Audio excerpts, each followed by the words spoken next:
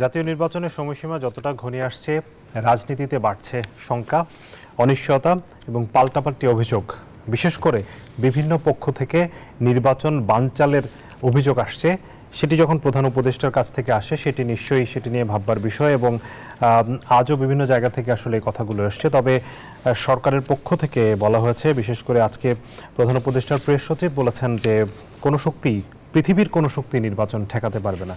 এই শক্তি আসলে কারা কারা এই নির্বাচন বানচালের চেষ্টা করছে এবং সেখানে সরকারের ভূমিকা কতটুকু সন্তোষজনক, এই বিষয়গুলো নিয়ে আমরা আজকে আলোচনা করতে চাই। আমাদের আজকের আলোচনার বিষয় ফেব্রুয়ারির নির্বাচন এবং কিছু প্রসঙ্গ আছেন আমাদের সাথে দুজন অতিথি এই মুহূর্তে স্টুডিওতে। আমাদের সাথে আরও একজন অতিথি এসে যুক্ত হবেন। এই মুহূর্তে উপস্থিত হয়েছেন শাহাদাত হোসেন সেলিম, বাংলাদেশ এলডিপির চেয়ারম্যান। আপনাকে স্বাগত জানাচ্ছি আজকের জনতন্ত্র গণতন্ত্রে। আমাদের সাথে এসে উপস্থিত হয়েছেন শরীফুজ্জামান শরীফ, সাবেক সভাপতি ছাত্র ইউনিয়ন। আপনাকেও স্বাগত জানাচ্ছি। দর্শক, আপনারা দেখছেন RICL জনতন্ত্র গণতন্ত্র। পুরো সময় জুড়ে আপনাদের সাথে থাকবো হোসাইন শাহাদাত। আমরা আলোচনা শুরু করতে চাই শাহাদাত হোসেন সেলিম, আপনাকে দিয়ে। এই শক্তিটা আসলে কারা? আমরা নানান দিক থেকে শুনছি। আজ বিএনপির মহাসচিব মির্জা ফখরুল ইসলাম আলমগীর তিনিও বলেছেন, কিছু সংখ্যক ব্যক্তি বা রাজনৈতিক দল অযাচিতভাবে শঙ্কা সৃষ্টির চেষ্টা করছে, তবে বাংলাদেশের মানুষ সেসব দূরদর্শনী কখনোই সমর্থন করে না। কিন্তু বিভিন্ন দিক থেকে যে কথাগুলো বলা হচ্ছে, কাকে ইঙ্গিত করা বলা হচ্ছে, কারা আসলে বানচালের চেষ্টা করছে? ধন্যবাদ আপনাকে। আসলে আমরা একটা সুষ্ঠু পরিবেশে, একটা গণতান্ত্রিক পরিবেশে, একটা নিরপেক্ষ পরিবেশে একটা সংসদ নির্বাচনের জন্য দীর্ঘদিন যাবৎ আন্দোলন করছি। 2014 সালের নির্বাচনটা আপনি দেখেছেন যে 154টি আসন বিনা প্রতিদ্বন্দ্বিতায় নির্বাচিত হয়েছে। 18 আসনের দিনের ভোট রাতে হয়েছে। তারপরে আপনার 24-এর নির্বাচন অ্যামিয়ার ড্যামি, এইসবগুলো আপনার বাংলাদেশের জনগণ মেনে নেয় বলেই একটা ধারাবাহিক আন্দোলন সংগ্রাম চলতেছিল এবং বিভিন্ন রাজনৈতিক দলগুলো যুগপৎ আন্দোলনে রত ছিল। পরবর্তীকালে গত বছরের জুন, জুলাই এবং আগস্ট মাসের এই বিপ্লবের প্রেক্ষিতে সরকার পরিবর্তনের পরে আমরা অবশ্যই আশা করছি একটা সুন্দর এবং সুষ্ঠু গ্রহণযোগ্য নির্বাচন। সেই প্রেক্ষিতে আমরা অন্তর্বর্তীকালীন সরকারের সাথে সবসময় আমাদের একটা যোগাযোগ ছিল, কথাবার্তা ছিল এবং আমরা কিছু সংস্কারের ব্যাপারে একটা জনমত সৃষ্টি হয়েছে। সংস্কারের ব্যাপার নিয়ে কথাবার্তা হয়েছে, আলাপ আলোচনা হয়েছে এবং সেই সমস্যাগুলো সমাধান করা গেছে। বেশ কিছু বিষয় নিয়ে সংস্কারের ঐক্যমত্য হয়েছে এবং সেই সংস্কারের ভিত্তিতেই দেশ ভবিষ্যতে পরিচালিত হবে। জুন মাসের 2 তারিখে সর্বশেষ প্রধান উপদেষ্টার সাথে 32টি যে রাজনৈতিক দল আমরা কথা বলেছি, সেই সময়ে প্রত্যেকেই আমরা কিন্তু ডিসেম্বরের মধ্যে নির্বাচন চেয়েছি, প্রায় 30টি রাজনৈতিক দলের মধ্যে। এবং চড়াই উতরে পার হয়ে এপ্রিলের পরে ফেব্রুয়ারির পরে বর্তমান সরকারের দৃঢ় অবস্থান, বিভিন্ন রাজনৈতিক দলের নির্বাচনমুখী তৎপরতা, বিভিন্ন রাজনৈতিক দলের 300 আসনের আপনার প্রার্থী নির্বাচন এবং প্রার্থীর প্রচারণা ইত্যাদিতে বোঝা যাচ্ছে যে নির্বাচনটা হবে। কিন্তু নির্বাচনের ব্যাপারে একটা ধোঁয়াশা পরিবেশ তৈরি হচ্ছে। সেটার জন্য একটা অংশ দায়ী, 2-1টা রাজনৈতিক দল আপনার নির্বাচন পদ্ধতি নিয়েই কথা বলছে, অথচ নির্বাচন পদ্ধতি নিয়ে কথা বলার কথা এখন নয়। কারণ আপনার যখন সংস্কার কমিশনে প্রত্যেকটা রাজনৈতিক দল আলাদা আলাদাভাবে আলোচনা করেছে, তখন সেখানে বেশ কিছু দাবি এবং বেশ কিছু প্রস্তাবনা সেখান থেকে তারা বাদ দিয়ে ফেলেছে। তার মধ্যে ধরেন বাংলাদেশকে 8টি প্রদেশে বিভক্ত করার একটা দাবি উঠছে, তারা একটা প্রস্তাবনা দিয়েছে। তারপর তারা ঘূর্ণয়মান পদ্ধতিতে নারী সংসদ আসনের নির্বাচনের একটা প্রস্তাব দিয়েছে। তারা ভোটারদের ভোট হওয়ার তালিকা 17 বছরে আপনার নির্ধারণ করার একটা প্রস্তাব দিয়েছে। তারপর 23 বছরের প্রার্থী হওয়ার একটা প্রস্তাব দিয়েছে। এই প্রস্তাবগুলো কিন্তু অধিকাংশ রাজনৈতিক দলগুলো আপনার গ্রহণ করেনি। এমনকি হতে পারে সেখানে পিয়ার নিয়ে আলোচনা হয়েছে, পিয়ার নিয়ে আলোচনার প্রেক্ষিতে অধিকাংশ রাজনৈতিক দলগুলো এই প্রস্তাবে সম্মত হয়নি বলে পরবর্তীকালে 20টি বিষয় নিয়ে আমরা ঐক্যমত্য কমিশনে 24 দিন আমরা ধারাবাহিকভাবে আলোচনা করেছি। সেখানে কিন্তু 24টি আপনার 24 দিন কর্মদিবসে 20টি এজেন্ডার মধ্যে পিয়ার পদ্ধতিটা ছিল না এবং কেউ পিয়ার পদ্ধতি নিয়ে কথা বলেনি, কেউ কথা বলে নাই এবং এটা কথা বলার কথাও নয়। সেখানে যেটা এজেন্ডা ছিল না এবং এজেন্ডাটা আমাদেরকে আগে দিয়ে দেওয়া হয়েছে। কোনোটি রাজনৈতিক দল বলে নাই যে এখানে আপনারা এই এজেন্ডার মধ্যে পিয়ার পদ্ধতিটাও আনেন। এখন জামাতে ইসলামী অথবা ইসলামী আন্দোলন বাংলাদেশের পক্ষ থেকে বলা হচ্ছে পিয়ার পদ্ধতি ছাড়া নির্বাচনে যাবে না, কিন্তু তারা কিন্তু সবচেয়ে আগেই কিন্তু 300 আসনের প্রার্থী নির্ধারণ করা হয়েছে। তাদের প্রার্থীরা ব্যাপক প্রচারণা চালাচ্ছে। ইসলামী আন্দোলন বাংলাদেশ এবং জামাতে ইসলামী এত বেশি ব্যানার এবং ফেস্টুন তারা তাদের প্রার্থীদেরকে নিয়ে করেছে যে এটার আর এমন কোনো আমার নির্বাচনী এলাকায় গাছগাছালি নেই যেখানে তাদের প্রার্থীর আপনার ছবি ছবি ঝুলছে না। তো সুতরাং এখানে এই কথার প্রেক্ষিতে হয়তো অনেকে মনে করতে পারেন যে নির্বাচন নিয়ে একটু শঙ্কা বা নির্বাচন নিয়ে একটু ধোঁয়াশা, কিন্তু আমার মনে হয় যেহেতু বাংলাদেশের মানুষ মনে করছে যে একটা নির্বাচিত সরকারের প্রয়োজন এবং যেহেতু মনে করছে যে বা দেশ এখন একটা সংকটের মধ্যে আছে, আপনার এই অন্তর্বর্তীকালীন সরকার যথারীতি তার যে দায়িত্ব সেই দায়িত্বগুলো কঠিন এবং কঠোরতার সাথে পালন করতে পারছেন না, এমনকি দায়িত্বশীলতার সাথেও সেই দায়িত্বগুলো পালন করতে পারছেন না। আইন শৃঙ্খলার অবনতি, বিদেশি বিনিয়োগ স্থবির, দেশি বিনিয়োগকারীরা হাত গুটিয়ে বসে আছেন। সর্বোপরি একটা নির্বাচন হলে একটা জনগণের প্রতি দায়বদ্ধতা একটা দরকার আছে এবং এই দায়বদ্ধতাশীল রাজনৈতিক দলগুলোই জনগণকে সামনে নিয়ে দেশ পরিচালনা করবে। সে প্রেক্ষিতে আমরা মনে করছি যে নির্বাচনটা হবে। এখন নির্বাচন না হওয়ার পিছনে একটা হইতে পারে যে ধরেন আমরা তো দেখছি যে মাঝে মাঝে পত্রপত্রিকা অথবা অনেক বিজ্ঞজনরা বলছেন যে সরকারের ভিতরও আরেকটা সরকার মানে আছেন। আবার আমরা দেখছি যে এক ধরনের মাফিয়া তন্ত্রের একটা অংশ সরকারের সাথে কোনো না কোনোভাবে চেষ্টা করছেন যোগাযোগ করার জন্য। আসলে কারা? যারা সরকার থেকে বর্তমানে বিভিন্নভাবে বেনিফিশিয়ারি নেওয়ার চেষ্টা করছেন। যেমন আমরা যেটা আশা করছি না যে আপনার প্রকলিত ব্যয় থেকে অনেক বেশি ব্যয়ে আপনার প্রজেক্ট পাস হবে, নিঃসন্দেহে এটার পিছনে যারা আছেন তারাই চাচ্ছেন যে সরকারকে একটা বিব্রত করা অথবা সরকার থেকে সুযোগ সুবিধা আদায় করা। আবার সরকারের একটা অংশ আছেন যারা হঠাৎ করে ক্ষমতা পেয়ে আপনার সেলিউট, আপনার তারপরে আপনার হুইসেল বাসি, বড় বড় বাসা ইত্যাদি প্রেক্ষিতে তারা মনে করছে যে নির্বাচনটা যদি একটু পিছানো যায়। আমরা একটা হঠাৎ মনে করছিলাম যে অনেকে বলছিল যে আমরা এই সরকারকে 5 বছর দেখতে চাই, সরকারের পক্ষ থেকে বলা হচ্ছে, তারা হঠাৎ করে সব উদয় হয়ে গেছে। কেউ কিন্তু এখন নির্বাচনে যেই আপনার নির্বাচন কমিশন যে রোড ম্যাপটা ঘোষণা করেছেন ধীরে ধীরে একটা নির্বাচন করার প্রেক্ষিতে ধারাবাহিকভাবে তারা যেটা করেছেন সেখানে কেউ এটার বিপক্ষে কেউ কথা বলেন। আমি আসবো আপনার কাছে ফেব্রুয়ারিতে নির্বাচনের ব্যাপারে আসলে সরকারের দিক থেকে এখন জোরালোভাবেই বলা হচ্ছে, কিন্তু যেটি বলছিলেন যে পিআর পদ্ধতি নিয়ে আসলে ব্যাপক আলোচনা হচ্ছে, সমালোচনা হচ্ছে, কিন্তু পিআর পদ্ধতি যারা দাবি করছে, আপনি বলছিলেন জামাত এবং ইসলামী আন্দোলনের কথা, আজকেও চরমোনাই পীর এর পক্ষ থেকে বলা হয়েছে যে স্বৈরাচার তৈরি করতে না চাইলে আসলে পিআর পদ্ধতিতে নির্বাচন করা উচিত। কিন্তু যেই জামাতের কথা আপনি বলছিলেন যে জামাত ঘর গুছিয়ে নিচ্ছে, একদিকে নির্বাচনের সকল প্রস্তুতি নিচ্ছে, 300 আসনে প্রার্থিতা ঘোষণা করেছে, কিন্তু আবার পিআর পদ্ধতি নিয়ে তারা নানান ধরনের কথা বলছে। আমি শরীফ ভাই আপনার কাছ থেকে জানতে চাই যে এটি কি আসলে জামাতের কোনো স্ট্র্যাটেজি নাকি আসলে সত্যিকার অর্থে আসলে তারা জোরালোভাবে এই পদ্ধতি যাচ্ছে, নাকি আসলে কোনো ধরনের এটা একটা কৌশল যে অন্যদেরকে এগুলো নিয়ে ব্যস্ত রেখে নিজেরা ঘর গুছিয়ে নেওয়া, এই ধরনের কি না? আপনাকে ধন্যবাদ, দর্শক শ্রোতাদেরকে ধন্যবাদ, সাথের আলোচককে শুভেচ্ছা। বাংলাদেশের অন্যান্য নির্বাচনের থেকে এবারের নির্বাচনটা অনেক দিক থেকে একটু ভিন্নতর। এর আগের নির্বাচনগুলোর সময় প্রধানত দাবি উঠেছে যে স্বাধীনভাবে ভোটাধিকার প্রয়োগ করা, আমরা স্বাধীনভাবে ভোট দেব এবং এই ভোটটা আপনি কাস্ট করবেন এবং এরপরে কাউন্ট করবেন, এই ধরনের একটা পরিবেশে, যে পরিবেশে কেউ কোনো ধরনের দলের দৃষ্টিভঙ্গি থেকে ইন্টারফেয়ার করবে না। কিন্তু এবারের নির্বাচনের সঙ্গে আরও দুটো বিষয় যুক্ত হয়েছে। তার একটা হলো সংস্কারের কাজ আর একটা হচ্ছে বিচারের কাজ। দুটো কাজই গুরুত্বপূর্ণ, কারণ আমাদের কতগুলো দায় আছে, আমাদের কতগুলো ঋণ আছে। জুলাইয়ে যারা শহীদ হয়েছেন তাদের প্রতি আমাদের কতগুলো ঋণ আছে, আবার জনগণের প্রতি আমাদের কতগুলো দায় আছে। এই দায়টা রাজনৈতিক দলের, তারা এই কাজে আমি যতটুকু দেখছি যথেষ্ট সহযোগিতা করছে সরকারকে।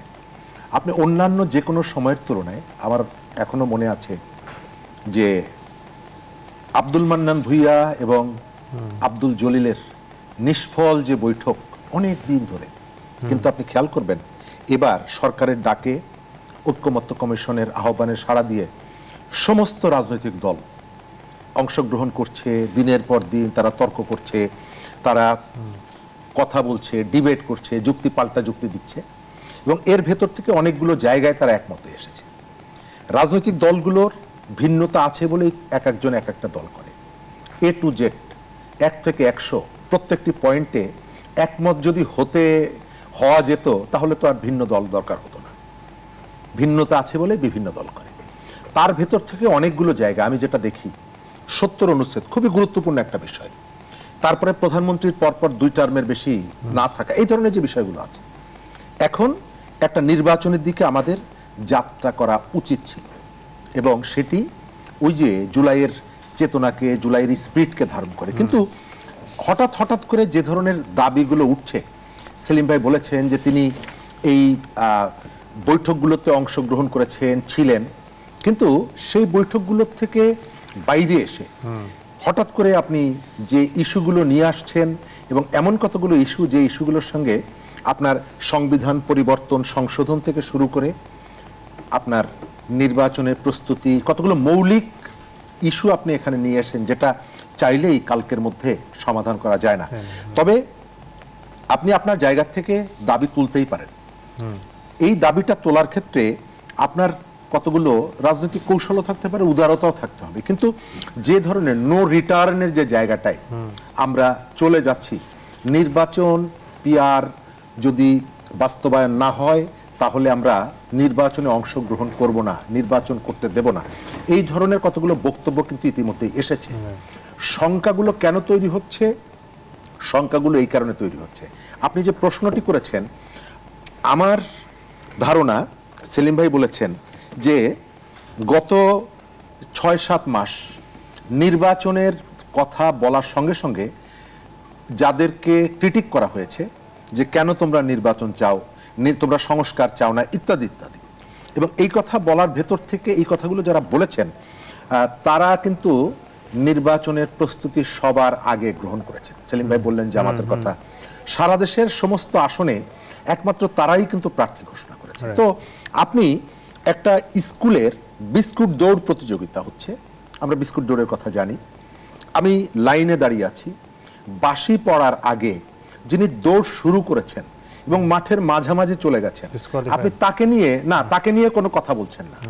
যিনি বাঁশি পড়ার আগে লাইনের উপরে পা ফেলেছেন, আপনি তাকে প্রশ্নের মুখোমুখি দাঁড় করাচ্ছেন। অর্থাৎ যারা নির্বাচনের প্রার্থী ঘোষণা করছে, নির্বাচনের সমস্ত প্রস্তুতি গ্রহণ করছে, এবং আমি আরেকটা কথা বলি, সেলিম ভাই জামাতের কথা বললেন, আজকে বিএনপির যে সাংগঠনিক ক্ষমতা এবং তার যে পেরিফেরি, তার যে জনসমর্থন আছে, এই জনসমর্থনটা যদি জামাতের থাকতো, আমি বিশ্বাস করি 5ই আগস্টের 3-4 মাসের মধ্যে যে কোনো ভাবেই হোক জামাত এই জায়গাটায় নির্বাচনটা আদায়। আমি আপনার কাছে আবার আসবো, কারণ আমাদের কাছে সাথে এর মধ্যে যুক্ত হয়েছেন অ্যাডভোকেট মোজাহিদুল ইসলাম সেলিম শাহিন, যুগ্ম আহ্বায়ক জাতীয় নাগরিক পার্টি এনসিপি। আপনাকে স্বাগত জানাচ্ছি আমাদের অনুষ্ঠানে। আমি সরাসরি আপনার কাছে যেতে চাই, কারণ আমরা আসলে বেশ কিছু বিষয় নিয়ে আলোচনা এর মধ্যে হয়েছে, বিশেষ করে নির্বাচন বানচাল করতে চাওয়া আসলে গোষ্ঠী কারা, সেই বিষয়গুলো আমরা একটু খুঁজে বের করার চেষ্টা করেছি, যদিও সেই মানে পরিষ্কারভাবে এখন পর্যন্ত সেভাবে আসেনি। পিআর পদ্ধতি নিয়ে নানান ধরনের আলোচনা হচ্ছে, বলা হচ্ছে এটি এক ধরনের নির্বাচনকে বাধাগ্রস্ত করার জন্য এটি এই আলোচনার টেবিলে আনা হচ্ছে। এনসিপিও তো পিআর পদ্ধতির পক্ষে ছিল, এবং আপনারা সংস্কারের কথা বলছিলেন যে বিচার এবং সংস্কার পরিপূর্ণভাবে না হলে আসলে নির্বাচন হওয়াটা বিরোধিতা করেছেন। কিন্তু আমরা দেখেছি যে আপনাদের শীর্ষ পর্যায়ের নেতারা যখন চায়নাতে গেলেন, সেখানে আসলে কি আলোচনা হয়েছে আমরা জানি না, সেখানে আসলে কি হয়েছে সেটাও আমরা খুব পরিষ্কারভাবে জানি না, কিন্তু সেখান থেকে আসার পরে আসলে খুব বেশি আমরা এইসব বিষয়ে কথা বলতে শুনছি না। এর পিছনে কি কোনো কারণ আছে? না, আসলে এর পিছনে কোনো কারণ নেই। আপনি দেখেন, আমরা কিন্তু শুরু থেকেই বলেছি এনসিপির পক্ষ থেকে যে আমরা নির্বাচন বিরোধী না, আমরা মানে বাংলাদেশের গণতান্ত্রিক ব্যবস্থা উত্তরণের জন্য বা এই ব্যবস্থা নিয়ে আসার জন্য সবসময় আমরা নির্বাচন চাই। কিন্তু যে বিষয়টা হলো, আমাদের প্রাইম কনসার্ন ছিল সংস্কার এবং হলো বিচার। এই বিচার সংস্কার হোক, নির্বাচন হোক, আপনি বিচার সংস্কার আজকে করেন, আগামীকাল নির্বাচন করেন, আমাদের কোনো আপত্তি নেই। কিন্তু দেখেন, আপনি যে মহান একটা বিপ্লব হয়ে গেল, একটা গণ অভ্যুত্থান হয়ে গেল, এই অভ্যুত্থানে বাংলাদেশের মানুষের প্রত্যাশা কী ছিল? সেই ফ্যাসিজম থেকে বের হয়ে আমরা আরেকটা ফ্যাসিজমের দিকে যাব কিনা, সেইটার দিকে যেন না যাই, এই জন্যই কিন্তু সংস্কারের প্রয়োজন ছিল। আপনি সংবিধান সংস্কার, আপনার বাংলাদেশের যে কমিশনগুলো হলো, এই কমিশনের প্রস্তাবনার আলোকে কি সংস্কার আপনার হয়েছে? মৌলিক সংস্কার কিন্তু এখনও আমরা হয় নাই বা আমরা দেখছি না। আপনার দেখেন, জুলাই ডিক্লারেশন হওয়ার কথা ছিল, হয়নি। জুলাই চার্টারের কথা বলা হচ্ছিল, হয়নি। আপনি এই এত বড় 17 বছরের ফ্যাসিজমের পরে, 17 বছর যে জঞ্জাল তৈরি হলে, এই জঞ্জালের পরে আপনি বাংলাদেশকে কিন্তু একটা নতুন জায়গায় নিয়ে যেতে হবে। আমরা তো সেই জায়গায় ফিরে যেতে চাই না যেখানে গেলে আবার নির্বাচন হলো, আপনার রিগিং হবে, কারচুপি হবে, রাতের ভোট হবে। তো এই প্রক্রিয়াটা তো চেঞ্জ করতে হবে।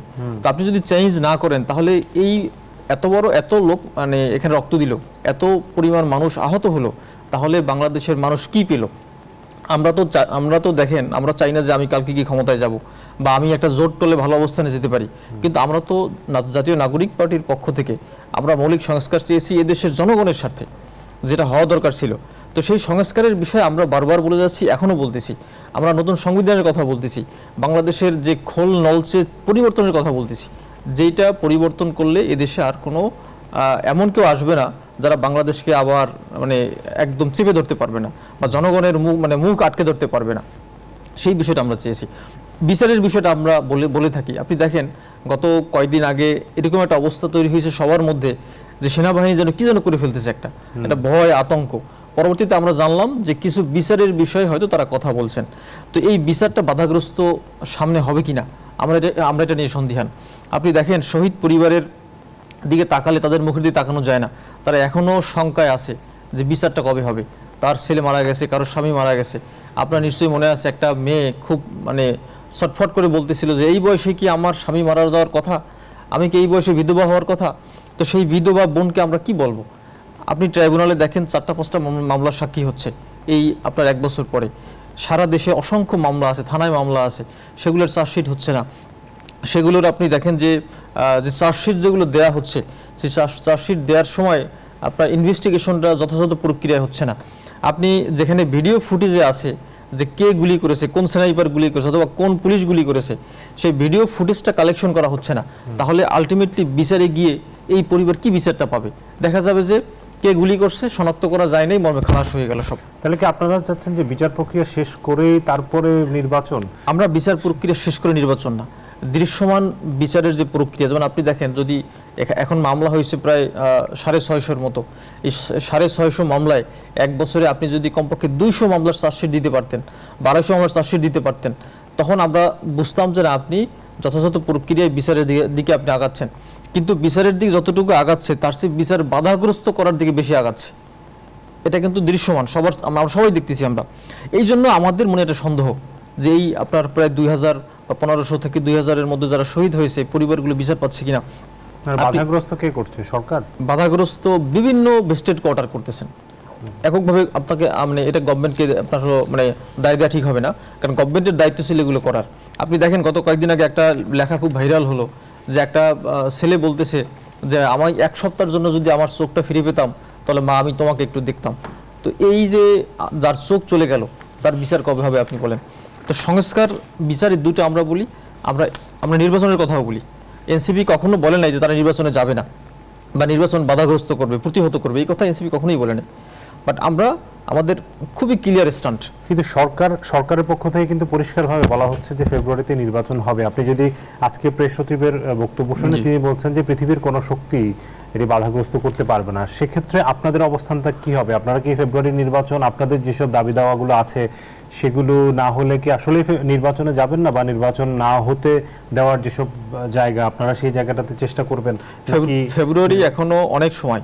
আপনি দেখেন ফেব্রুয়ারির আগে জুলাই ঘোষণাপত্রটা আসা দরকার ছিল, এরপরে হলো নতুন সংবিধানের বিষয়ে গভর্নমেন্টের কি ঘোষণা এটা আসতে পারতো।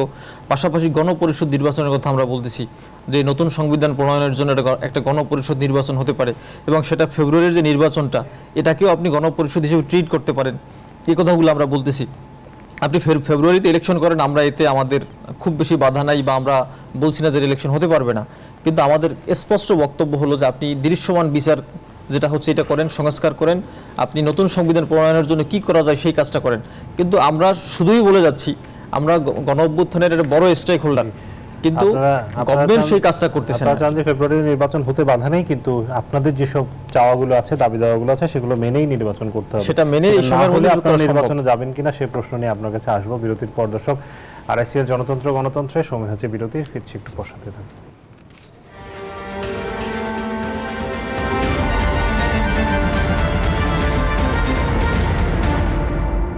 স্বাগত আরেকবার RICL স্টিল জনতন্ত্র গণতন্ত্রে।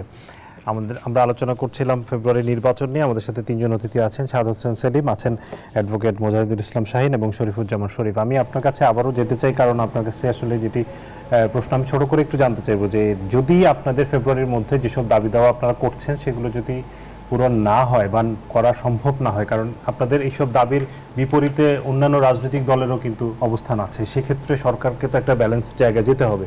সেই জায়গাটাতে দাবি মানা যদি সম্ভব না হয় সরকারের দিক থেকে, এবং কিছু কিছু ক্ষেত্রে যে সম্ভব হবে না সেটি মোটামুটি পরিষ্কার হচ্ছে, সেই জায়গাটাতে আপনারা তাহলে নির্বাচনে যাবেন কিনা বা নির্বাচনে অনুষ্ঠিত হলে সেটার বিরোধিতা করবেন কিনা, নাকি নির্বাচনে যাবেন? আপনার আসলে এই প্রশ্নের উত্তর এক কথায় দেওয়া খুবই কঠিন, কারণ আমরা হতে চাচ্ছি না। আমরা আশাবাদী যে এই সরকার সংস্কারের যে মৌলিক যে প্রস্তাবনা, মানে যে প্রস্তাবগুলো ছিল অধিকাংশই বাস্তবায়ন করবেন বলে আমরা বিশ্বাস করি, এবং আমরা মনে করতেছি যে সরকার সেই লাইনে হাঁটবে।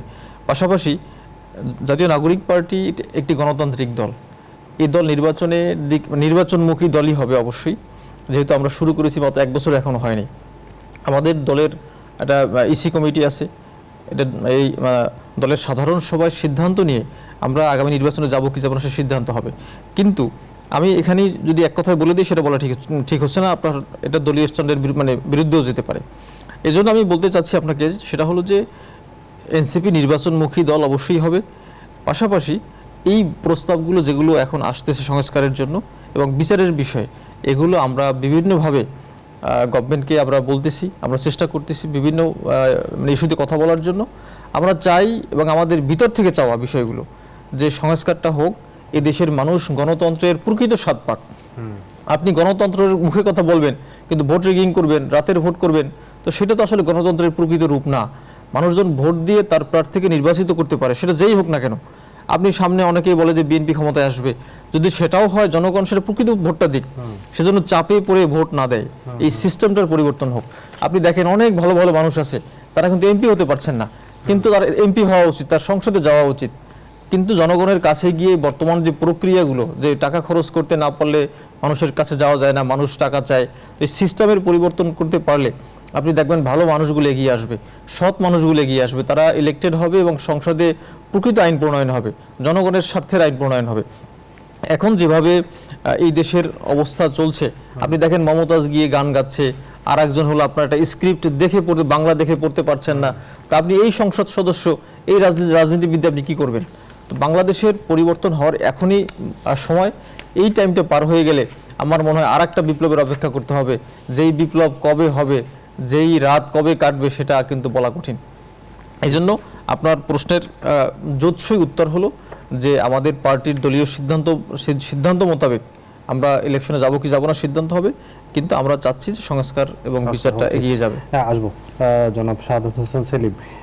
আরেকটি বিষয় নিয়ে আসলে কয়েকদিন ধরে খুব আমরা দেখতে পাচ্ছি বিভিন্ন জেলায় সংঘর্ষ হচ্ছে, আন্দোলন হচ্ছে, কর্মসূচি দিচ্ছে, সেটি হচ্ছে নির্বাচনী সীমানা নির্ধারণ। নতুন করে যে সীমানা নির্ধারণ করা হয়েছে, এটি আসলে অনেকেই মানতে পারছেন না, এটি নিয়ে নানান ধরনের কথাবার্তা হচ্ছে, বিরোধিতা হচ্ছে। কিন্তু এত বিরোধিতার মধ্যেও কিন্তু নির্বাচন কমিশন বেশ অনড় অবস্থানে, এবং নির্বাচন কমিশনের যে কমিশনার, তিনি বলছেন যে আইনগতভাবে সংসদীয় সীমানা, জনাব আনোয়ারুল ইসলাম বলছেন যে আইনগতভাবে সংসদীয় সীমানা পরিবর্তনে আর কোনো সুযোগ নেই। নির্বাচন কমিশন প্রকাশিত সংসদীয় আসনের সীমানার চূড়ান্ত তালিকা নিয়ে আইন অনুযায়ী কোনো আদালত বা কর্তৃপক্ষের কাছে প্রশ্ন তোলার কোনো সুযোগ নেই, এবং বিক্ষোভ আন্দোলন করেও কিন্তু কোনো লাভ হবে না। অর্থাৎ এই জায়গায় একেবারে স্পষ্ট অনড় অবস্থান। তাহলে এইটা নিয়ে এখন যে পরিস্থিতি সৃষ্টি হয়েছে, এটি কি মানে এই ওনার বক্তব্য বা তাদের এই অবস্থানের কারণে কি এটি বন্ধ হবে, নাকি এটি আরো জোরালো হতে পারে সামনে, এবং সেক্ষেত্রে এটি আবার একটা বড় ধরনের নির্বাচনের ক্ষেত্রে বাধা তৈরি করবে কিনা? না, আপনার সংসদীয় আসন আপনার যে আপনার পরিবর্তন করা অথবা কিছু পরিবর্তন করা, এটা যখনই যে আসনই করবে সেখানে কিছু না কিছু প্রতিক্রিয়া হবেই। এটা প্রতিক্রিয়া হবে। এখানে 37টি আসনে সম্ভবত কিছুটা পরিবর্তন হয়েছে, এবং আপনার বাগেরহাটের একটা আসন কমিয়ে গাজীপুরে একটা আসন বাড়িয়েছে। এটা কিছুটা খুব বিক্ষোভ থাকবে, তবে এটা আস্তে আস্তে এটা দমে যাবে। এটা নিয়ে আর কোনো ইয়ে হবে না। এটা রাজনৈতিক স্বার্থে, স্থানীয় রাজনৈতিক স্বার্থে, অথবা স্থানীয় যারা আপনার নির্বাচন করার বিভিন্ন রকমের আগ্রহ আছে, তাদের আসন একটু পরিবর্তন হওয়ার কারণে কিছুটা স্থানীয়ভাবে বিক্ষোভ দেখা দেবে। এটা শেষ হয়ে যাবে। এটার সাথে আপনার নির্বাচন প্রলম্বিত হওয়া অথবা নির্বাচনকে দ্বিধান্বিত করা, এটা কোনো বড় ধরনের ইস্যু হবে না। দেখুন এখন এখানে তো আপনার নির্বাচন কমিশনের পক্ষ থেকে বলা হচ্ছে এবং একটা রোডম্যাপ দেওয়া হয়েছে এবং পিআর পদ্ধতি নিয়ে আপনার নির্বাচন করার সুযোগ বর্তমান নির্বাচন কমিশনের কোনো অবস্থাতে নেই। এটা একটা শব্দবোমা, এটা জামাত ইসলাম আপনার এবং ইসলামী আন্দোলন বাংলাদেশ এরা আপনার তুলে তারা তারা দৃষ্টি আকর্ষণ করার চেষ্টা করছে। এবং আপনার শেখ হাসিনা তো একটা সংসদীয় গণতন্ত্রের অধীনে প্রধানমন্ত্রী ছিল, কিন্তু সংসদীয় গণতন্ত্রকে সংসদকে কার্যকর রেখেই কিন্তু তিনি স্বৈরাচারের চূড়ান্ত পর্যায়ে নিয়ে গেছেন। এবং শেখ হাসিনা কিন্তু ব্যক্তিগতভাবে একদিকে যেমন সে মানসিকভাবে ভারসাম্যহীন ছিলেন, তেমনিভাবে তাকে আপনার এই প্রত্যেকেই কিন্তু আপনার আজকে স্বৈরাচার করার জন্য একটা অবদান রেখেছে। সেটা আমলাতন্ত্র, সেটা মিডিয়া, আপনার সেটা শিল্পী সমাজ, সেটা ব্যবসায়ী সমাজ, প্রত্যেকে শেখ হাসিনাকে একদম আপনার মহিরুহে পরিণত করেছেন। এমনকি যে চরমোনাই পীর শেখ হাসিনার বংশতালিকা আপনার সবাই সামনে উপস্থাপন করে শেখ হাসিনাকে আলুয়ের পর্যায়ে নিয়ে গেছে এবং গত 18 বছর পর্যন্ত শেখ হাসিনাকে আপনার হাত পাকার বাতাস দিয়ে গেছে। সুতরাং তারা তো আপনার মানে এই যে যদি জুলাইয়ের অভ্যুত্থানটা না হতো তাহলে এখানে অনেকে কিন্তু ওই নাকে সরিষার তেল দিয়ে ঘুমাতো আজকে, যারা বিভিন্ন রকমের কথা বলছেন।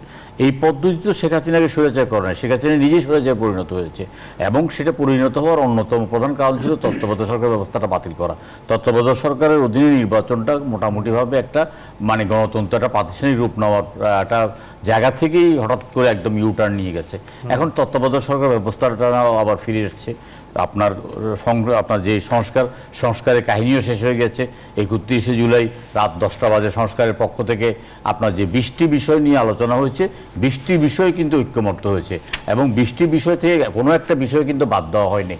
হয়তো 2-4টা ক্ষেত্রে 2-1টা দল, 2-4-5টা দল, 7টা দল সেখানে নোট অফ ডিসেন্ট দিয়েছে, কিন্তু তারপরও এটা অর্থ হলো যে সেটাকে মেনে নিয়েই নোট অফ ডিসেন্ট দিয়েছে। আমি এটার সাথে দ্বিমত পোষণ করছি, তার মানে এটা নয় যে সেটা এটাকে সাথে সম্পূর্ণ বিরোধিতা করছে। এখন এটা বাস্তবায়নের দায়িত্ব সরকারের, বাস্তবায়নের দায়িত্ব অডিয়েন্সের, দায়িত্ব পরবর্তী নির্বাচিত সরকারের। সংস্কারের কথাটা সেখানে যুগান্তকারী কিছু সিদ্ধান্ত হয়েছে যেটা বাংলাদেশের আগামী দিনের গণতন্ত্রকে সুসংহত করতে অনেকটা কাজে লাগবে, সরকার পরিচালনা করতে অনেকটা কাজে লাগবে।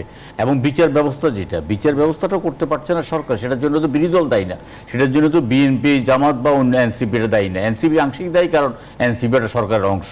এখন আমরা কয়েকদিন আগে দেখলাম যে আপনার ট্রাইব্যুনাল সংখ্যা আরেকটা বাড়িয়ে দিয়েছে। এখন পৃথিবীর ইতিহাসে সবচেয়ে দুর্বলতম সরকারের নেতৃত্ব দিচ্ছেন ডক্টর ইউনূসের সাথে আমরা যতবার দেখা করেছি ততবার ওনাকে কাকুতি মিনতি করে বলেছি যে আপনি আপনার উপদেষ্টা মণ্ডলী পরিবর্তন আনেন, আপনি আরও দক্ষ, যোগ্য এবং দায়িত্বশীল লোকদেরকে উপদেষ্টা করেন। আপনার আইনশৃঙ্খলা বাহিনীর চরম অবনতিতে আপনার এনসিপিতে আরম্ভ করে প্রায় রাজনৈতিক দলগুলো স্বরাষ্ট্র উপদেষ্টার আপনার পরিবর্তন দাবি করছেন, স্বরাষ্ট্র উপদেষ্টার পরিবর্তন করা হয়নি। স্বাস্থ্য ব্যবস্থা একেবারেই ভেঙে পড়েছে। আপনি একটা সরকারি হাসপাতালে যান, সেখানে আপনি দেখবেন যে সেখানে কোনো সুস্থ লোক আধা ঘন্টা থাকলে সেখানে সে অসুস্থ হয়ে যাবে। সে আপনার স্বাস্থ্য উপদেষ্টা আপনি পরিবর্তন করেন নাই। শুধু এটার জন্য দায়িত্ব না আপনার বিএনপি না বা অন্য কোনো রাজনৈতিক দল না। আমরা যারা ভোট চাচ্ছি এটা তো আমাদের অপরাধ নয়। আজকে শরীফ ভাই যেটা বললেন যে জামাত ইসলামের যদি জনসংখ্যা এবং জনসমর্থন সেই পর্যায়ে থাকতো তাহলে 6 মাসের মধ্যে নির্বাচন আদায় করতো। বিএনপি সংস্কার এবং বিচারের পক্ষে একমত দেখে সরকারকে একটা সুযোগ দিয়েছে। ডিসেম্বরে 32টি রাজনৈতিক দলের মধ্যে 31টি রাজনৈতিক দল ডিসেম্বরে আগে নির্বাচন দাবি করার পরেও সরকার একতরফা একগমি করে নির্বাচনটাকে এপ্রিলে নিয়ে গেছে। সেখান থেকে একটা সমঝোতার ভিত্তিতে ফেব্রুয়ারিতে এসছে, বিএনপি নিয়ে কোনো কথা বলছে না। আমরা জানি যে নির্বাচনটা হতে হবে, অনিবার্য। এখন নির্বাচনটাকে বাধাগ্রস্ত করার জন্য কোনো যদি আপনার পক্ষ যদি সেখানে আপনার বাধা সৃষ্টি করে দৃশ্যমান থাকে তাহলে সরকারকে এটা কঠোর দমন করতে হবে। আজকে প্রেস সচিবের বক্তব্য, সরকারের প্রধান উপদেষ্টার বক্তব্য, সরকারের বিভিন্ন উপদেষ্টার বক্তব্যতে বোঝা যাচ্ছে যে নির্বাচনটা হতে হবে, কারণ আসলে সরকারও হাঁপিয়ে উঠছে। সরকারের প্রশাসন যন্ত্র এখন কাজ করছে না। সরকারের বিভিন্ন আপনার এই যে বিভিন্ন জায়গায় ঘাপটি মেরে থাকা যে প্রশাসনের লোকজন আছে তারাও কিন্তু সরকারকে সহযোগিতা করছে না। আমরা শরীফুজ্জামান শরীফ আপনার কাছে যেতে চাই যে আজকে যে বৈঠকটি হয়েছে যেটির পরে আসলে প্রেস সচিব সংবাদ সম্মেলন করলেন, সেই বৈঠকটা হয়েছে বেসিক্যালি এখনকার যে আইনশৃঙ্খলা পরিস্থিতি অবনতি সেটিকে আসলে কিভাবে মব যেগুলো হচ্ছে, ঝটিকা মিছিল যেটা হচ্ছে সেগুলোকে কিভাবে বন্ধ করা যায় এবং সরকারের ব্যাপারে কঠোর ব্যবস্থা নেবে বলছে। এবং সেখানে প্রায় 9-10 জন উপদেষ্টা ছিলেন এবং সেখানে অনেকগুলো বিষয় আসছে আইনশৃঙ্খলা পরিস্থিতিকে উন্নতি করার ব্যাপারে। এই জায়গাটাতে আসলে সরকার কি মানে অনেক দেরি করে ফেলেছে এই ধরনের সিদ্ধান্ত নিতে? এই কঠোর অবস্থানে কেন সরকার আগে গেল না? এবং সামনে নির্বাচন নিয়ে আসলে সরকারের কাছে কি কোনো ধরনের এই ধরনের বার্তা আছে কিনা যে নির্বাচনটাকে না হতে দেওয়ার জন্য অনেকেই চেষ্টা করছে, যে কারণে আসলে এখন কঠোর অবস্থানে যেতে হচ্ছে? ধন্যবাদ। প্রথমত আমি একটা প্রশ্নে আসি। পৃথিবীর কোনো শক্তি নির্বাচন ঠেকাতে পারবে না, অর্থাৎ পলিটিক্যাল অ্যারিনাতে নির্বাচন ঠেকানোর একটা প্রস্তুতি চলছে, কেউ কেউ করছে, এই যে আলাপ আলোচনা, এটা হয়তো সরকারের কানে পৌঁছেছে। দ্বিতীয়ত, পৃথিবীর কোনো দেশ কি আসলে বাংলাদেশের নির্বাচন ঠেকাতে চাইছে? সরকারের পক্ষ থেকে বারবার এই কথাটি বলার ভেতর থেকে আপনি কারো সম্পর্কে একটা প্রশ্ন তুলে দিচ্ছেন। সরকারের এই বিষয়টা পরিষ্কার করা দরকার। এমনকি বাংলাদেশে গণতান্ত্রিক ব্যবস্থায় উত্তরণের ক্ষেত্রে পৃথিবীর কোনো দেশ যদি প্রতিবন্ধকতা তৈরি করে, তাহলে আন্তর্জাতিক ফোরামে বাংলাদেশের উচিত সেই বিষয়টি তথ্য প্রমাণ সহ তুলে ধরা। আপনি জনগণের সাথে মশকরা করা, এই ধরনের, মানে আপনি অন্ধকারে ঢিল মারার দায়িত্ব সরকারের না। যদি দেশের ভেতর থেকে কেউ নির্বাচন ভণ্ডুল করার চেষ্টা করে, তার বিরুদ্ধে সরকারকে পদক্ষেপ নেওয়া দরকার। কিন্তু আপনি কয়েকদিন পর পর বলবেন যে নির্বাচন ভণ্ডুল করার জন্য বাইরের শক্তি চেষ্টা করছে, বাইরের শক্তি কারা, এটা পরিষ্কার করেন। নির্বাচন আসলে কিভাবে হয়? নির্বাচনের জন্য যেগুলো দরকার, সরকারের নিরপেক্ষতা দরকার, সহায়ক একটা পরিবেশ দরকার, আপনার আনুষ্ঠানিক কতগুলো প্রস্তুতি দরকার, আইন শৃঙ্খলা পরিস্থিতির স্বাভাবিক দরকার, এবং রাজনৈতিক দলগুলোর সহযোগিতা দরকার। এখন প্রধানত যে কাজগুলো সেলিম ভাই যেটি বললেন, সীমানা নির্ধারণ। আগামীকালকে, অর্থাৎ যে দিনটায় আমরা পদার্পণ করলাম, সোমবার, আজকে আমার নির্বাচনী এলাকায় হরতাল আহ্বান করা হয়েছে। কারণ যে আসনটি কমানো হয়েছে এটা আমাদের এলাকায়, এবং আমি যে আসন থেকে 18 নির্বাচনে প্রতিদ্বন্দ্বিতা করেছিলাম, সেই আসনে দুটো উপজেলা নিয়ে আসন ছিল, এখন সেটা 3টা উপজেলা করা হয়েছে। এখন ভোটের আগে প্রতি বছরই এই কাজটি নির্বাচন কমিশন করে থাকে, এটা আপনার নির্বাচনের প্রস্তুতির সঙ্গে সম্পৃক্ত। একই সাথে এটি নিয়ে কতগুলো সংকটও তৈরি হয়। আমি অবাক হলাম যে সীমানা সংক্রান্ত এই জটিলতা নিরসন না করে আমাদের প্রধান নির্বাচন কমিশনার হঠাৎ করে তিনি 15 দিনের জন্য কানাডায় কেন চলে গেলেন আমি জানি না। আমরা দেখলাম যে সেখানে তিনি স্মার্ট কার্ড বিতরণ কার্যক্রমের উদ্বোধন করবেন। তো এই কাজটি কি সেখানে আমাদের রাষ্ট্রদূতকে দিয়ে করানো যেত না? আপনি 15 দিনের জন্য বাইরে এই ধরনের সময় তার অনুপস্থিতিটা আমার কাছে এক ধরনের প্রশ্ন তৈরি করছে। সন্দেহ বলছি না, প্রশ্ন তৈরি করছে যে তাহলে কি আমাদের এই যে প্রিপারেশন, সেই ক্ষেত্রে কোনো জায়গা থেকে কি একটু গ্রিন সিগন্যাল আছে যে একটু আসতে যাও? অথবা কারণ হলো আপনি নিজেও বুঝবেন যে আপনি যদি স্মার্ট কার্ড বিতরণের একটা কর্মসূচি আপনি বাংলাদেশে বসে স্মার্ট কার্ড যে গ্রহণ করেছেন, এটি তো প্রধান ইলেকশন কমিশনারের হাত থেকে গ্রহণ করেন। তো এই কাজটা আপনি কানাডায় যারা প্রবাসী থাকে তাদের হাতে দেবেন, এটা তো সেখানে আমাদের রাষ্ট্রীয় প্রতিনিধি আছে, তার হাত দিয়ে দেওয়া। এটা নিয়ে অবশ্যই প্রশ্ন আছে। সেকেন্ড হচ্ছে যে এই কাজটা করার জন্য আপনার তো 15 দিন সেখানে থাকার দরকার নেই, এর সাথে একটা আর্থিক ব্যয়ের ব্যাপারও আছে। সুতরাং আমি এর ভেতর থেকে দেখি যে সিরিয়াসনেস।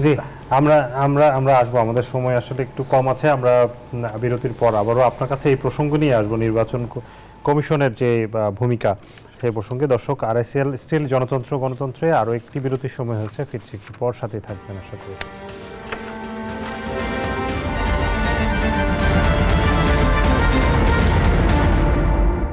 আরআইসিএল স্টিল জনতন্ত্র গণতন্ত্র স্বাগত জানাচ্ছি আরও একবার। আমাদের সাথে 3 জন অতিথি আছেন, আমরা আলোচনা করছি নির্বাচন প্রসঙ্গে। জনাব শরীফ, আপনি যেটি বলছিলেন বিরতির আগে, যে নির্বাচন কমিশনের ভূমিকা নিয়ে আপনি প্রশ্ন তুললেন, কিন্তু আমরা যদি আজকে দেখি যে একটি পত্রিকাকে দেওয়া সাক্ষাৎকারে বিএনপির মহাসচিব মির্জা ফখরুল ইসলাম আলমগীর বলেছেন যে এই নির্বাচন কমিশন যথেষ্ট স্বচ্ছভাবে তাদের দায়িত্ব পালন করছে এবং তাদের উপর তাদের আস্থা আছে এবং একটি ভালো নির্বাচন তারা অনুষ্ঠিত করবে, এমনটাই মনে করছেন। ধন্যবাদ। একটা হচ্ছে তিনি যে মাপের পলিটিশিয়ান, তিনি যতটুকু দূরদৃষ্টি সম্পন্ন, হয়তো আমি অত দূর দেখতে পাবো না, অথবা তার কাছে যে তথ্যগুলো আছে সেই তথ্যগুলো আমাদের কাছে নাই। তিনি যে দৃষ্টিভঙ্গির থেকে বলেছেন, আমি আমার জায়গা থেকে বললাম একেবারে একজন ক্ষুদ্র নাগরিক হিসাবে, যে আমার মনে হয়েছে এই সময় প্রধান নির্বাচন কমিশনের বিদেশে না যাওয়াটা উচিত ছিল। কেন? কারণটা আপনাকে বললাম।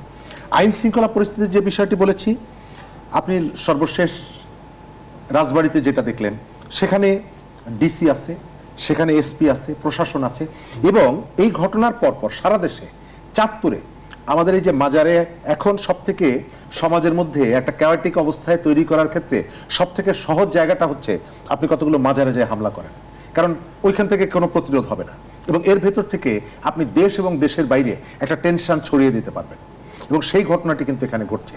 রাজবাড়িতে ডিসিএসপি সবাই ছিল, কয়েকদিন ধরে প্রস্তুতি নেওয়া হয়েছে, থামানো হয়নি, এবং তার পরপরই রাজশাহীতে একই ঘটনা, গতকালকে চাঁদপুরে একই ঘটনা, চট্টগ্রামে একই ঘটনা। অর্থাৎ আমার দৃষ্টিতে যে পরিকল্পিতভাবে একটা উত্তেজনা তৈরি করে সমাজের মধ্যে এই সন্দেহটা বারবার তৈরি করে দেওয়া হচ্ছে।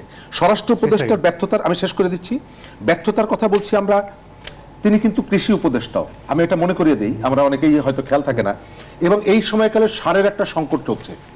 এক বস্তা সার সরকার নির্ধারিত দামের থেকে 600 থেকে 800 টাকায় কিনতে হচ্ছে। তিনি স্বরাষ্ট্রমন্ত্রী হিসাবে কতটুকু দায়িত্ব পালন করছেন আমরা অনুরোধ করব কৃষকের এই সারের বিষয়টা যেন নজরে আসে। দেখবে অবশ্যই অ্যাডভোকেট মোজাহিদুল ইসলাম শাহীন, আইন শৃঙ্খলা পরিস্থিতি এবং নির্বাচন কমিশনের যে ভূমিকা, যে প্রশ্নটি তুললেন জনাব শরীফ, সেটি নিয়ে যদি বলতে চান। আইন শৃঙ্খলার ব্যাপারে তো আসলে আমরা বারবার বলে আসছি যে আইন শৃঙ্খলা বাহিনী কিন্তু তাদের আপনার কোনোভাবেই সক্রিয় নয়, এবং আপনার আইন শৃঙ্খলা বাহিনীর যেই আপনার নৈতিকতা একদম শূন্যের কোঠায়।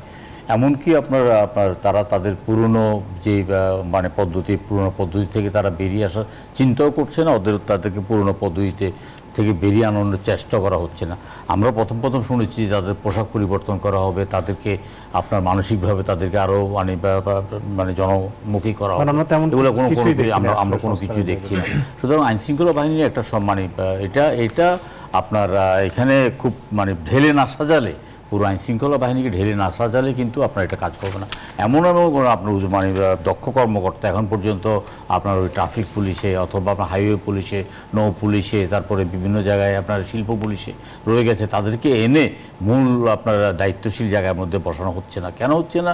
সেখানেও হয়তো আপনার কোনো একটা গ্রুপ কাজ করছে, অথবা আপনার শাসকের আপনার সেখানে বিভিন্ন রকমের সমস্যা রয়ে গেছে, এটা সরকার নজর দিচ্ছে না। আর দ্বিতীয়, আমি বারবারই বলছি যে একটা সমন্বিতভাবে একটা সরকার পরিচালনা করার জন্য আপনার সরকারের যে দায়িত্বশীলতা অথবা যে যোগ্যতা এবং দক্ষতা, এখানে 5-7 জন উপদেষ্টার দায়িত্বহীনতা এবং তাদের অযোগ্যতাই আপনার পুরো সরকারকে একদম স্থবির করে দিয়েছে। সরকার কিন্তু ফাংশন না কোনো জায়গায়, কোনো ক্ষেত্রে। একমাত্র আপনি অর্থ মন্ত্রণালয়ে আপনার যেই আপনার কাজের বুয়ার নামে 300 কোটি টাকা, আপনার ফুসকলা নামে 500 কোটি টাকার যেই আপনার ঋণ টিন নেওয়া, এগুলো কিছুটা বন্ধ করতে পেরেছে, কিন্তু সার্বিকভাবে অর্থনীতি এবং বিনিয়োগে কিন্তু আমরা ঘুরে দাঁড়াতে পারিনি এখন পর্যন্ত। অনেক ধন্যবাদ জনাব শাহাদাত হোসেন সেলিম। আমরা অ্যাডভোকেট মোজাহিদুল ইসলাম শাহীন আপনাকে দিয়ে শেষ করতে চাই। একটি হচ্ছে আইন শৃঙ্খলা পরিস্থিতি, আর একটি হচ্ছে নির্বাচন কমিশনের যে ভূমিকা, সেটি নির্বাচন কমিশনের ভূমিকা এখন পর্যন্ত আপনি কি নিরপেক্ষ দেখছেন কিনা, নাকি আসলে তারা অন্য আগেরগুলোর মতো বিতর্কিত ঘটনায় ঘটাতে পারে, এরকম কোনো শঙ্কা আছে? আমরা শুরু থেকেই বলে আসছি, বর্তমান প্রধান নির্বাচন কমিশনার এবং অন্যান্য যে কমিশনারগুলো আছেন, তারা যে কথা বলেন, তাদের যে আচরণ, এটা পক্ষপাত দুষ্ট মনে হয়। তাদেরকে এখন পর্যন্ত আমাদের কাছে নিরপেক্ষ মনে হয় না। এবং এই নির্বাচন কমিশন কাদের পক্ষে? আমরা আমাদের নাগরিক পার্টির পক্ষ থেকে, এবং দেশের পক্ষপাতটা আসলে কার পক্ষে? পক্ষপাতটা কার পক্ষে এটা আপনি দৃশ্যমান। বর্তমানে তারা মনে করতেছে যে আগামীতে যারা ক্ষমতায় আসবে তাদের কথাই আমাদের শুনতে হবে, এরকম একটা বিষয় মনে হচ্ছে আর কি। তো সেই পক্ষপাত দুষ্ট এখন পর্যন্ত আমাদের মনে হচ্ছে, এটা একটা বিষয়। দ্বিতীয় বিষয় হলো, আপনি দেখেন বাংলাদেশের সবচেয়ে ওয়ার্স্ট ইলেকশনও সামনেরটা হতে পারে। কেন হতে পারে? আপনি গ্রামে গঞ্জে, প্রত্যন্ত অঞ্চলে, চরে আপনি দেখবেন যে এই পুলিশ কার্যকর ভূমিকা পালন করতে পারছে না। তো সুতরাং এই পুলিশ দিয়ে আপনি যদি নির্বাচনে উঠাতে চান, তাহলে সেখানে সহিংসতা তারা মোকাবেলা করার সক্ষম না, বা সক্ষমতা রাখেন না। এই মুহূর্তে আমাদের উচিত হলো কমপক্ষে 10 থেকে 20 হাজার পুলিশ নতুন নিয়োগ দিয়ে, এসআই বা এএসআই নিয়োগ দিয়ে তাদেরকে শর্ট প্রশিক্ষণের মাধ্যমে আগামী ইলেকশনে ডিপ্লয় করা। তা না হলে আগামীতে এই ইলেকশন যেটা হবে, বাংলাদেশের সবচেয়ে ওয়ার্স্ট ইলেকশন হিসাবেও এটা পরিগণিত হতে পারে। এবং আইনশৃঙ্খলা বাহিনী যদি খারাপ, আইনশৃঙ্খলা পরিস্থিতি খারাপ থাকে, তাহলে সহিংসতায় প্রাণ যে কত হারাবে এইটা নির্ণয় করাই কঠিন হবে। তারপর আরেকটা বিষয় হলো, ইলেকশনে যদি এজেন্ট দিতে না পারে, তাহলে কার কাছে কমপ্লেন করবে? আইনশৃঙ্খলা বাহিনীর কাছে। সেই আইনশৃঙ্খলা বাহিনী যদি না থাকে বা নীরব থাকে বা নিষ্ক্রিয় থাকে, তাহলে সেই ইলেকশনটা কিভাবে ফেয়ার হবে? এজন্য আমার কাছে ব্যক্তিগতভাবে মনে হচ্ছে যে আগামী ইলেকশনটা ওয়ার্স্ট ইলেকশন হতে পারে বাংলাদেশের ইতিহাসে। আপনাকে অনেক ধন্যবাদ অ্যাডভোকেট মোজাহিদুল ইসলাম সেলিম, অনেক ধন্যবাদ শাহাদাত হোসেন মোজাহিদুল ইসলাম শাহিন, দুঃখিত, অনেক ধন্যবাদ শাহাদাত হোসেন সেলিম এবং শরীফুজ্জামান শরীফ আপনাদেরকে। দর্শক, আলোচনা করছিলাম ফেব্রুয়ারির নির্বাচন এবং সবশেষে যে কথাটি উঠে আসলো, নির্বাচনকে সুষ্ঠু করার জন্য, শৃঙ্খলাপূর্ণ করার জন্য যে শক্তি আইন শৃঙ্খলা পরিস্থিতি বাহিনীর আছে কিনা সেটি নিয়ে প্রশ্ন তুলেছেন। আজকে জাতীয় নাগরিক ঐক্যের সভাপতি মাহমুদুর রহমান মান্না তিনি বলেছেন যে এই যে নির্বাচন পরিস্থিতি এখন যে পরিস্থিতি আছে সেই পরিস্থিতিতে যদি ভোট হয় পুলিশ কতটা ভূমিকা রাখতে পারবে সেটা নিয়ে তিনি প্রশ্ন তুলেছেন। তিনি প্রশ্ন করেছেন যেদিন ভোট হবে সেদিন যার যেখানে শক্তি আছে তার যদি মনে হয় যে আমি জিততে পারবো না, উনি গিয়ে ব্যালট বাক্স নিয়ে বাড়িতে চলে গেলে পুলিশ কি বাধা দেবে, অর্থাৎ পুলিশে বাধা দেওয়ার সে সক্ষমতা কি আছে কিনা সেটি চিন্তা করতে হবে সরকারকে, সেটি চিন্তা করতে হবে নির্বাচন কমিশনকে, কারণ নির্বাচনটি অবশ্যই সুষ্ঠু হতে হবে, শান্তিপূর্ণ হতে হবে। আমরা কেউই চাই না এই নির্বাচনে আরও অনেকগুলো প্রাণ ঝরুক এবং একটি বিশৃঙ্খল পরিস্থিতি তৈরি হয়ে নির্বাচনটি বানচাল হোক, এটি আসলে আমাদের কারোরই কাম্য নয়। আপনাদেরকে অনেক ধন্যবাদ আজকে আমাদের সাথে থাকার জন্য। বিদায় নিচ্ছি, সবাই ভালো থাকবেন, শুভরাত্রি।